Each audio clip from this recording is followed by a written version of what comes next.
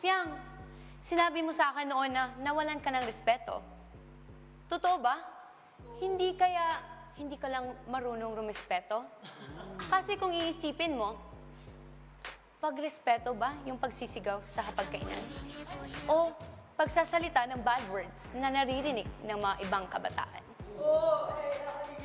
Sabi mo, pagiging palamura. Eh, sino bang mas ate sa atin ang nagbabad finger sa harap ng camera? Aba, Fiang, sino bang may manliligaw sa ating dalawa na nag-aantay sa labas, pero ikaw, 1, 2, 3, kinakapitan, sila na nga yung lumalayo sa'yo, di ba? Pero bakit mo pinipilit yung sarili mo? Oops! You disrespect him. Na, you will never gain my respect. Di ko nga alam ba't kita tinatawag na ate. Hindi nga kita kaano-ano at hindi ka naman karespeto. Sa ginagawa mo, hindi nga dapat just ang pangalan mo. Alam mo, dapat pangalan mo, attention seeker. Alam mo, Jazz, tatanggalin ko na yung ate ha. Nalilito ako kung ano ba talagang pakay mo. Nag-iinarte ka pa eh. Gusto mo din naman talaga na nilalandi ka. Para kang linta, napakalat-kalat. Kaya ka niloloko. Oh, nagtataka ka pa.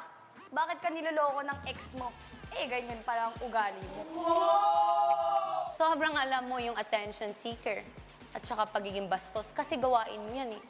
It takes one to know one. Niloloko ako? Eh, hindi ko naman yung kasalanan eh.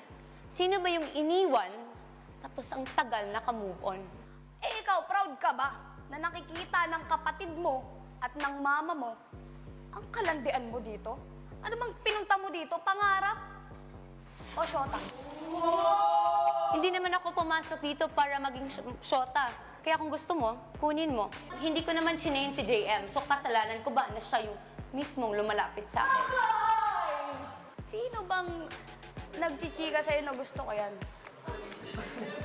Sino? Wala. Sariling utak mo lang yun. So tinanong mo ako, masaya ba yung nanay kapatid ko? Dahil ginagamit ko edukasyon, ibalik ko yung tanong ko sa'yo. Masaya ba yung nanay mo sa mga Oo, pinagagawa masaya. mo dito? Oo, masaya. O di congrats sa'yo. Sinong nauna? Sure ka bang optimistic ate ka na yan? Next, Mayor. O kaya pakitang ate?